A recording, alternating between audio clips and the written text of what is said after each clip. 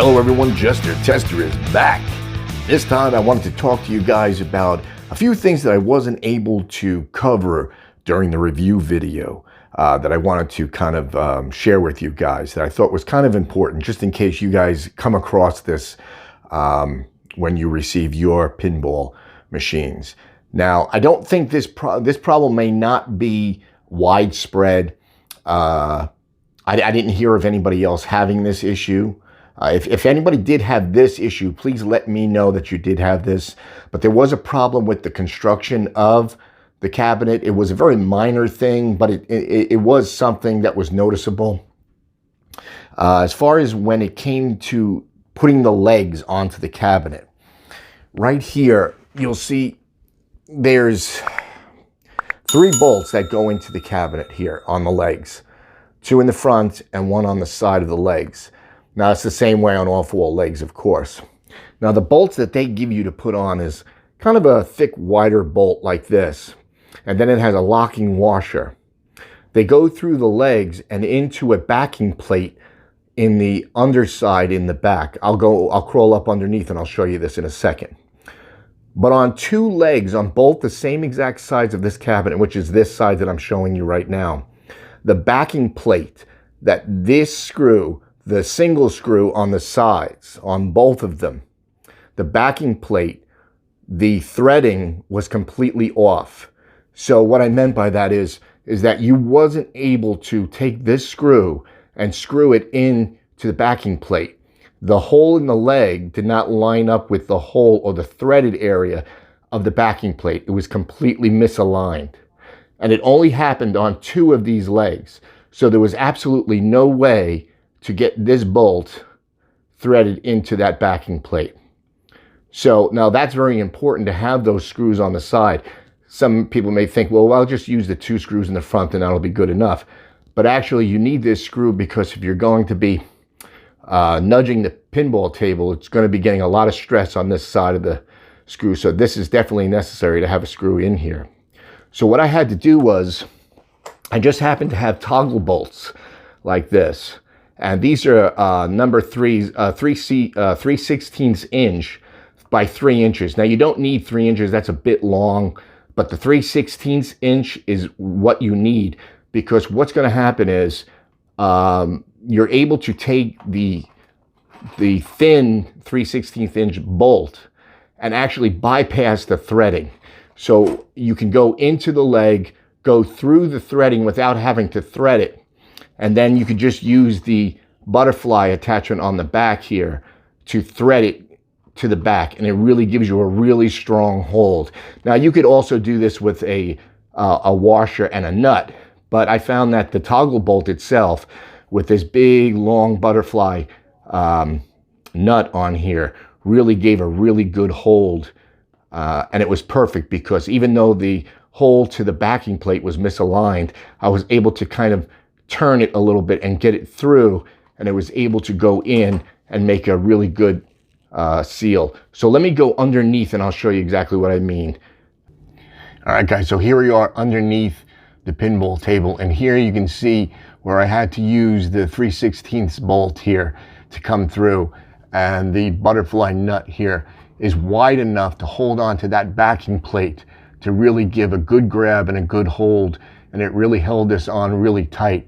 So like I said, if you happen to get your pinball table and you run into this problem where the nut doesn't, the bolt itself doesn't screw into this backing plate, there's no way you can do it. It will not line up with it. This is one way that you could do it. All right, you just get the thinner bolt, which is 3/16, which goes through the hole. You don't have to worry about threading it through. And then you just put the nut on the back there. All right, so that's one way to take care of that in case you run into that problem. You don't have to call Arcade1up and try and get new backing plates or something to fit it and all that. All right, and there's one other thing I want to talk about, guys. Hang on with me for 1 second. All right, guys, there was one more point I wanted to touch on today. I had received a few emails, 3 emails actually today. Well, not today, but in the past couple of days, stating that everybody's had the same exact problem where their PCBs have failed on them already with their pinball machine. Now, it seems to me from the write-up that I've read is that the PCBs failed on them after at least 1 hour or a little bit more than an hour of gameplay.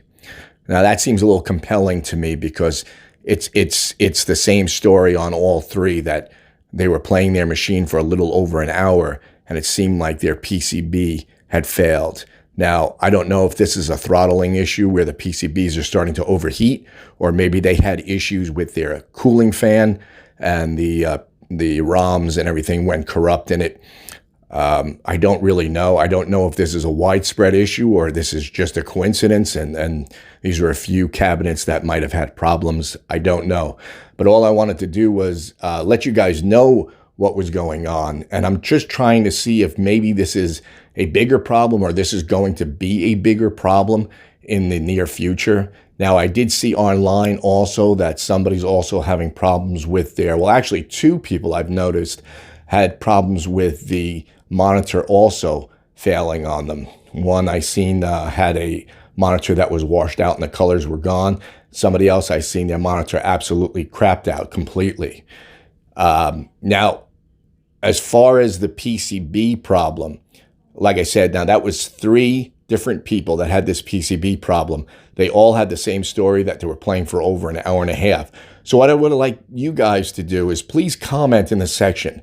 Now, this is happening, I think, on the Star Wars cabinets mainly. I haven't heard any stories regarding any kind of failures on the Marvel or the Attack from Mars. Now, I don't know. That might not be true. There may be issues there too. I don't know, but I haven't seen or heard anything about it. Seems that it was the Star Wars cabinets that I've been hearing more about. So what I'd like you guys to do is please leave a comment in the section if you do have the Star Wars pinball machine. Let me know if you've been playing your machine for at least an hour of active gameplay or more. And let me know if you've noticed any kind of issues, whether you've seen stuttering in the gameplay itself, if colors have changed, or any kind of weird anomalies that happens after an hour to an hour and a half of gameplay. All right, because I just want to gather some information to see if maybe these things could be either an isolated incident, or this could be something where the PCBs could be overheating and maybe failing after a while. Now, I do know Cool Toy himself also had some issues, and I know he had a pre-production unit, but he seemed to have a lot of issues. Solenoids went, I think everything went on him, accelerometer and all that. But so that's the reason for this video. I just want to gather some information and you guys let me know if you've seen any kind of issues. Like I said, especially if you've been playing your machine for at least an hour or more of active gameplay. That seems to be the information that I've been getting. That seems to be the same, that it's always after an hour of constant gameplay that these issues seem to be cropping up. All right, guys, so that's it. That's all I wanted to put out there for today. I really appreciate you guys checking in with me. And thanks again for watching the video. I really appreciate it. Jester Tester saying, be well, guys. Happy gaming. And until the next review, we will see you.